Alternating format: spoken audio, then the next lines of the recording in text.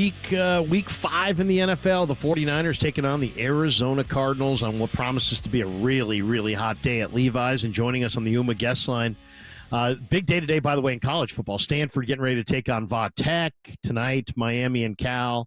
It wasn't that long ago. I think back to the Harbaugh era, the Andrew Luck era, and there was this guy covering Stanford for a little publication called The Bootleg, who we used to have on the Stanford pregame show. And that young man has now emerged as a force of nature covering the 49ers, as respected as anybody these days, the great Dave Lombardi, who is now left The Athletic and is with the San Francisco Standard with Tim Kawakami. He's with us on the UMA guest line to talk little Niners here on 49er Forecast. Dave, how are you? Doing great. It's so warm outside. I went out to the Sunset District. Didn't you grow up out here? Yep, 35th and Rivera. Right? That was my spot. Cool. So, yeah, you know how when it's really hot in the city, you're in the inner city, you can go out and drop about 5 or 10 degrees if you go out to the Sunset. Today's the perfect day for that. Oh, my God. I miss it. I absolutely miss it. So, Dave, I started off talking about Brock Purdy and how, it's like we obviously all underestimated him.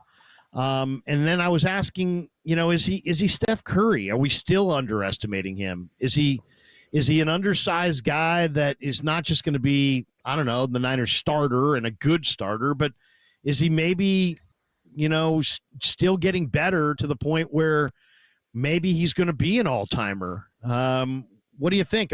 I know we underestimated Brock. All of us did kind of collectively, some more than others initially, but are we still underestimating Brock? Is he better than we even think?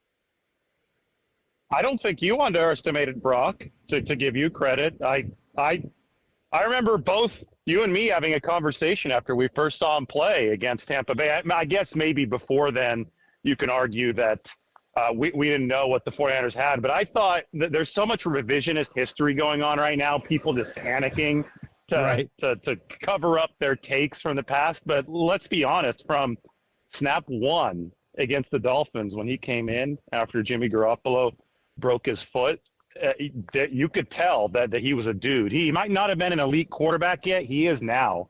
But he was really, really good and ahead of his years. And, the way that it was explained was that he played all 4 years at Iowa State. So he had that big-time Division I college experience to get him ready for the show. And, it was a jarring contrast to what the 49ers had in Trey Lance because he was so raw and so underdeveloped. So they had the polar opposite end of the spectrum with Brock Purdy. And I think your Steph Curry comparison is great. Kyle Shanahan has even made that comparison in a different way, though. He talks about the gravity that Steph creates on the court. So even if he doesn't get a double team, he's getting defenders shading toward him. And in professional sports, with how fast things move, if a guy is leaning one way, that can create an opening somewhere else. And, so you talk about Shanahan has talked about the combination of Purdy and Christian McCaffrey as creating a similar dynamic that the 49ers can capitalize on that you see with Curry and the Warriors. You talk about the gravity on the field and then the ability to hit the shot from wherever. And Purdy's been able to hit the shot from wherever this year. It's moved to the deep passes this time at a greater frequency, but he was already really accurate with those in his first season and a half with the 49ers. And, we're seeing more of this capability now, but we had already seen that. We saw that from, I would say, his first start against Tampa Bay when they beat Tom Brady. There was a play where he sidestepped the pass rusher and the entire press box gasped. It was awesome. I'm sure you remember it. He sidestepped the pass rusher and he found Deebo Samuel on a third down for about a 15-yard gain.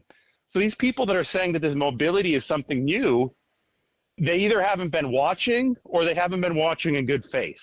And I think it's probably the latter because it's hard to say that you're a football analyst and not watch the 49ers because of how relevant they are. No question. Hey, what do you think, Dave? Are we going to see Fred Warner and George Kittle? I was watching your stream yesterday, and you made a great point. Your point was the Niners have to kind of look at this as almost like a two-game deal because it's 2 games in, 4 days or whatever. They got another game really fast on Thursday. Do they Do they pickle jar Fred Warner and George Kittle and rest them up for Thursday night, or do you think they play them both Sunday and Thursday? Just Thursday? How do you see it? You can't take a single game in the NFL for granted. This league is too good. So if they're good enough to play on Sunday, they're going to play on Sunday. You find the wins wherever you can, and these are both divisional games. I think that they're both trending toward playing. On Thursday, even when they didn't practice, they were in full uniform, including helmets, doing their work on the side, which is extremely unusual. Last guy I saw do that was Reuben Foster. Back in 2017, he'd do his side work in a full uniform. So I hadn't seen that in years, and I saw it from both Warner and Kittle. And then they were both actually out on the practice field Friday. And the way that after, the pregame warm-up runs and stretches, the way that Fred Warner ran across the field to greet his teammates, including Nick Bosa, there was a bounce in his step. It didn't look like he was hurt at all. And then George Kittle, I got a little video of him catching a pass, and the red zone drills there at the start, he looked like he was fine too. So it would shock me if these guys missed a divisional game after what I saw in practice this week. How much is the right percentage blitz for Sorensen? 9% against the Jets, 12% against the Vikes, 20% against the Rams, and then with no Hargrave last week, 33% against the Patriots. Do you think it's sustainable? Can he keep dialing up a 1/3 blitz rate or higher, or is he going to get burned by that once they start playing some better QBs? Yeah, I thought the last week was exceptional because you're playing a Patriots offense that ranked last in the league on passing yards for throws that traveled over 10 yards in the air. So translation of that is that they didn't really threaten you downfield. So I thought that the 49ers could get away with it last week. They had to manufacture some pressure. But the good news is they also found some pressure from actual down defensive linemen who stepped up in that game, and that's what they're going to need moving forward. They might get Hargrave back before this is all said and done. I wouldn't fully rule him out, but it's a long season. But for the time being, they got to build a bridge to cross that. And I think Malik Collins is rushing the passer much better than they expected right now. His pressure rate is up there. It's in the top 20 in the league. I think that Sam Okawanu, I know he's not a defensive tackle, but pressure could come from any one of the spots, and he's bringing a high motor from the edge for the 49ers. So that's really big. But most importantly, I think that the interior defensive linemen, especially since they're not known as pass rushers really outside of Hargrave, they need to step up and stop the run. They need to do what they comparatively do better, and that actually will help the entire pass rush. We already saw it happen last week. They slowed the run at the best clip that they've slowed it all season long against a run-heavy team, and Nick Bosa had the fastest average get-off time in the past 7 years. He was getting off the ball at 0.51 seconds on average. Next Gen Stats haven't measured anything that fast since like 2016. So when Bosa can pin his ears back, he's going to get off the line and he's going to get around those tackles just like that last strip sack. And that's all a product of the 49ers stopping the run so those defensive linemen aren't thinking at the line of scrimmage. You have to give those guys a chance to just attack, and that's the byproduct of stopping the run. How great did Clea Davis look in the preseason? Dave, what do you think? Does he get activated tomorrow, and does he make an impact? Because he looked, I thought his game in the preseason where he hurt his knee, I thought that was the best game I've ever seen him play. Yeah, he's a special talent, and you toss around that word lightly. By special, I mean we've never seen an inside linebacker shift to defensive tackle. Clea Davis was literally an inside linebacker to start his college career at Central Florida. You'll see outside linebackers go to defensive end with the 3-4 to the 4-3 shift. You'll see that kind of positional transformation. I've asked D'Amico Ryans, I'm not sure if it was D'Amico, but it was somebody on the defensive staff, because the 49, it was Chris Kasarik. Yeah, I asked Chris Kasarik about this, and he said, no, I've never seen it. So stack linebacker to defensive tackle, that means that this guy's got a big body, but he's got exceptional explosiveness. And hopefully it's not what's preventing him from staying healthy, because that's been the issue so far. But in the glimpses that we've had of Clea Davis healthy, he's been very, very explosive and could be what the 49ers had from DJ Jones back in the day. DJ Jones was unusually explosive given his very stout frame. I still remember him chasing down Russell Wilson back when Russell Wilson was in his prime to the sideline and, looking around in the press box to see if everybody else noticed the same thing. I mean, it was a crazy play. So I think we're going to get that news today. If Clea Davis is activated as expected, he'll take up the last 53-man roster spot that the 49ers currently have, and he could help out that interior. You and I have both kind of cultivated a dialogue with Malik Mustafa, and I really love this kid. I know you do as well. What do you think, Dave? I mean, can this guy play coverage in the deep middle? Can he, whether it's man or zone, can he play the free safety role? And can he be the Earl Thomas to, Hufanga or Jair Brown being the Cam Chancellor, or are they all? Or do the Niners have 3 Cam Chancellors and no Earl Thomas, or can Mustafa play the deep middle? Well, the scheme, and this happened a few years ago, they really emphasized interchangeability between all the safety positions. So it's not like one guy's the strong and one guy's just a free rover in the back. You'll notice that they're going back and forth. And also with Talanoa Hufanga, when they first integrated him into the lineup as a rookie in 2021, he got a lot of snaps as a third safety in a dime package. And I think that's what we're going to see moving forward with Malik Mustafa, provided that Talanoa Hufanga is back and healthy for the 49ers. Because you're going to run Hufanga and you're going to run Brown in the majority of snaps if those guys are both good to go. But you can't take Mustafa off the field anymore, because last week he had one bad play, and that was the early missed tackle on Ramondre Stevenson out in the flat. And I talked to Malik in the locker room, and he said, yeah, nerves got to me. And, right. And he said after that, I settled into the game. He didn't miss a single play. Technically, he dropped the interception, but that was an absolute fastball. It was a heater from Jacoby Brissett that bounced off the receiver's hands. I mean, I know some fans were upset about that, but I guarantee you, if you were in Malik Mustafa's shoes, that ball's probably taking your head off. You're not catching that football. That was coming in there very, very quickly when it clanged off his pad. So I thought only one really negative play for Malik Mustafa in that game, and then he played a clean one at maybe over 30 snaps, definitely over 20 snaps for the 49ers. So he's a guy that you got to continue playing, because quality depth on a rookie contract for the 49ers, that's what's going to keep this roster at the top spot in the league. And they've got a lot of promising rookies. He's one of them, and I would expect them to work him in those dime situations. Kyle Shanahan told me this week that Guarendo's RB2 behind Mason. Obviously, CMC's RB1 when he's healthy. But what are you seeing from Guarendo? Because to me, Guarendo's big, strong, fast. But to me, he doesn't look like a running back, and I want him to be a running back. But Shanahan keeps maintaining he's a running back. But in small areas, he doesn't look very comfortable. And then, of course, we saw the fumble last week where he bumped into Saubert. But he's obviously big and strong and fast, Dave. He's very intriguing. What do you think of Guarendo? He started one career game, and this is college, right? So it includes the pros too. He started one career game at running back. He was a wide receiver entering college. They converted him to running back, and so the point here is that this is a very, very raw prospect, new to the position as far as snaps go and experience goes.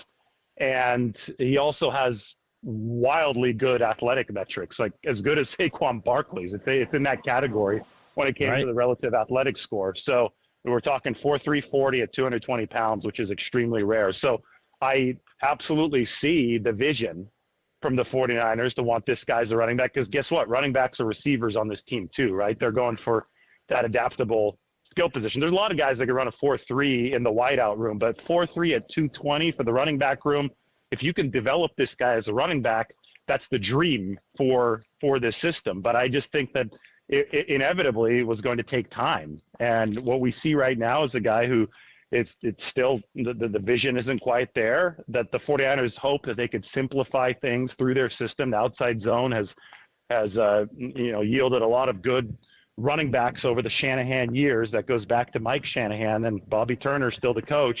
But this is something that's not going to happen overnight. Last one for you. I love the fact that you don't give a lot of the trade, the Tyreek Hill, Devontae Adams, all these people, the Niners going to get, you don't give that any love. And I appreciate that because there's no substance there.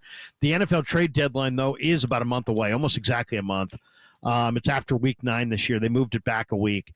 And, there's a lot. Tyreek Hill's supposedly available and Devontae's supposedly available and whatever. Lynch went on KNBR Friday, says, we like our wide receivers. We like our roster. We never say never, but we never rule anything out. But it's got to make sense for us. And it just doesn't, right? I mean, they got Ayuk and Debo and Jennings and Conley, and they still haven't used Cowing, and they haven't introduced Pearsall. I believe Terrace Marshall's a good player. So I think they're covered at wide receiver. But what do you think, Dave? With a month to go, Lynch has really made this a big part of the equation, is they will make a trade and they will add, and they even look to add, maybe more so. They're maybe starting a trend around the league. More teams are starting to copy them. What will the Niners do at the deadline, in your opinion? And what is the position that you think they're going to look to upgrade? Will it be defensive tackle, defensive end, running back 2? Another spot that I'm not thinking of. What do you think, Dave? What's Lynch's plan with a month to go before the deadline? Well, it's going to be a loaded month full of interesting games, first of all. So that's going to give the 49ers a lot better gauge of what they need, especially these next 2. I've been saying these are going to set the tone for the season. I view September as a glorified preseason now, given how shortened the off-season program is and training camp. And, a lot of key players weren't even there for training camp for the 49ers. So these next 2 games against NFC West opponents, with guys now have had a chance to get their sea legs for the 49ers, somebody like Brandon Ayuk, we're going to get to, I think, watch and maybe see closer to form for San Francisco here. That's what the 49ers would hope. But there's a whole lot of other positions that they would like to evaluate now that they've had some time to play into this thing. So I think after these next 2 games, we're going to have a much clearer idea. I know the trade deadline's slightly later than it is than it had been in previous seasons. They play the Kansas City Chiefs before the trade deadline, and it's regardless of I know they're 4-0, but they've had some injury issues, and Patrick Mahomes has actually struggled a little bit this season. But the 49ers fall for that after Kansas City has beaten them twice in the Super Bowl. That still needs to be the team that you have in the bullseye if you're the 49ers. So I think that they're going to have a much better idea of where exactly they're weak and where exactly they can sit pretty. And that's why the trade deadline isn't until November. So, just prognosticating far out, I would guess that they might be interested in adding another defensive lineman. That's been a position that they've added at twice in the past at the trade deadline, with Jordan Willis back in 2020 and then Chase Young last season. I think it's unrealistic to think that they'll add an offensive lineman that can make an impact. Those are just so hard to come by these days. They're in such short supply, but there does seem to be an oversupply, a surplus of defensive linemen that the 49ers might be able to capitalize on that when the trade deadline does come. Yeah, no, I think you're spot on that. And people saying, well, give me a name. Well, I mean, DJ Jones is in Denver. I mean, that would help. The New York Giants, Azeez Ojulari, he's fallen out of New York's defensive end rotation. He was a second-round pick. He had like an 8-sack season. I think those names would be intriguing. Dave, congrats on the move to the SF Standard. Tell people if they want to follow you, where's the best place to follow you? If they want to consume what you're putting out there on the Niners, outside of when you're on KNBR with Papa and Lund, and give people an idea of where they can catch you. Yeah, well, nothing has really changed, which is really cool. I got a cool new opportunity. So I'm writing for a different spot, but I'm doing the same work. They just wanted me to carry over what I've been doing at the Athletic, the San Francisco Standard. So they're at sfstandard.com. You'll see it all over my social media. Lombardi himself is my Twitter, and then just type in David Lombardi on YouTube. And I try to link it all together. I started the YouTube as a way to promote my articles at the Athletic. So now I'm just using it to promote a lot of my work up at the Standard. So I really appreciate you having me on.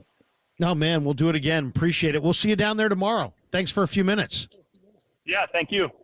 Dave Lombardi, and you can check him out. And he does some incredible stuff on YouTube, and of course, with now the SF Standard with Tim Kawakami, doing a lot of coverage of 49er football, moving from the Athletic to the